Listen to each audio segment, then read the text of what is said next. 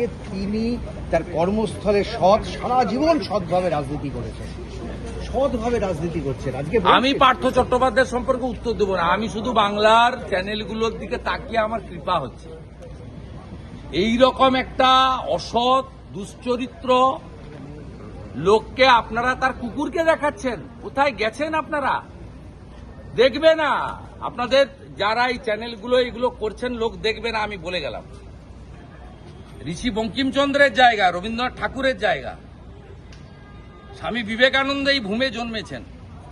একটা অসৎ লোক, তার হাঁটুর বয়সী বান্ধবী, তার বাড়ি থেকে 51 কোটি টাকা উদ্ধার হয়েছে, তার নিজের জামাই রাজসাক্ষী হয়েছে, 3 বছর 2 মাস জেল খেটেছে। এই কেসে যদি ডকুমেন্ট না থাকে 60 দিন পরে বেল পায়, যদি এভিডেন্স না থাকে 60 দিন পরে বেল পায়। আমি এফআইআর নিয়ে বলবো না, যার জামাই অ্যাপ্রুভার হয়েছে, নিজের মেয়েকে বিয়ে দিয়েছেন যাকে,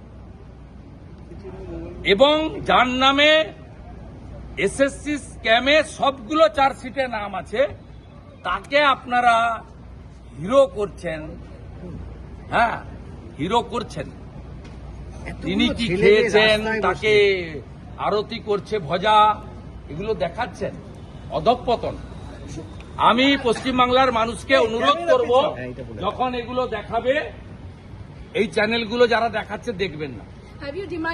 আপনি চলে যান, অন্য চ্যানেলও আছে, ভালো ভালো জিনিস দেখায়, ভালো ভালো জিনিস। না হলেও বাচ্চাদের চ্যানেল পোগোতে চলে যান।